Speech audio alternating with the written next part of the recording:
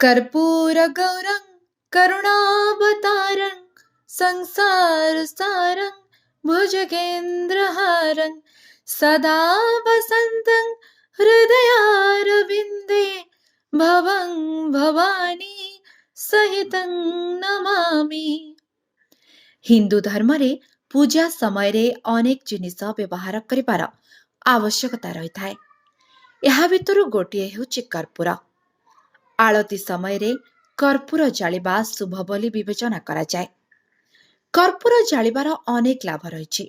शास्त्र रे यह मध्य उल्लेख रही जे कर्पूर नकारात्मक शक्ति को शीघ्र दूर करे। चिकित्सा विज्ञान मध्य एहार अनेक लाभ विषय वर्णना करे। सामग्रिक भाव रे घरे प्रतिदिन कर्पूर जालिबा द्वारा अनेक लाभ मिलिथाए। आज आसंतु एई किछि लाभ विषय जानिबा जहा आम घरर वास्तु अनुसार मध्य बहुत उपयुक्त होइथाए।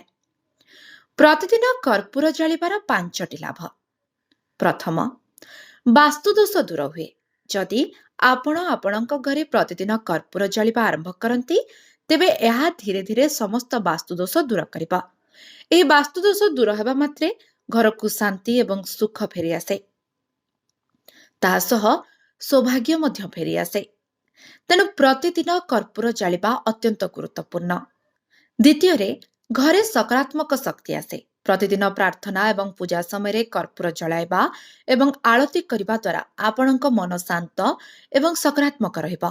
यह आपणक घरे सकारात्मक शक्ति मध्य आनिबा। यह परिवार सदस्यक जीवन रे अभिवृद्धि आनिदब एवं अन्यान्य सकारात्मक परिवर्तन मध्य देखाजिबा। तृतीय, आर्थिक समृद्धि रे वृद्धि। कर्पूर रे एक शक्तिशाली शक्ति रही। एहार सुगंध घरर प्रत्येक कोण को एही शक्ति व्यापी जाई थाए। एहाकु प्रतिदिन जलाइबा द्वारा आर्थिक असुविधा दूर हुए एवं धन वृद्धि हुए। चतुर्थरे, खराब नजर रक्षा करे कर्पूर। खराब नजर दूर करबा पई कर्पूर हेउछि सबुठारु प्रभावशाली उपचार। मिश्रण रे लवंग मिसाइले एहार शक्ति आहुरी मध्य वृद्धि पाए, जहा खराब नजर दूर करबा पई बहुत आवश्यक होइथाए। आपण जेकोसी नकारात्मक शक्ति एवं खराब नजर दूर करबा पई आपणक घर को सफा करबा पई प्रतिदिन कर्पूर जाली परिबे। पंचम रे, ग्रह मानकर खराब प्रभाव शेष हुए। ग्रह प्रभाव रे पीड़ित लोक माने कर्पूर जाली सेमानकर कष्ट को यथेष्ट ह्रास करि परिबे। ग्रह प्रभाव जोगु जीवनर अनेक कार्य विपर्यस्त होई पारे। एभली परिस्थिति रे घरे प्रतिदिन कर्पूर जालिबा सहित अन्यान्य प्रतिकार मध्य परिस्थिति रे शांति आनिदब। Bureau report, live life Odia.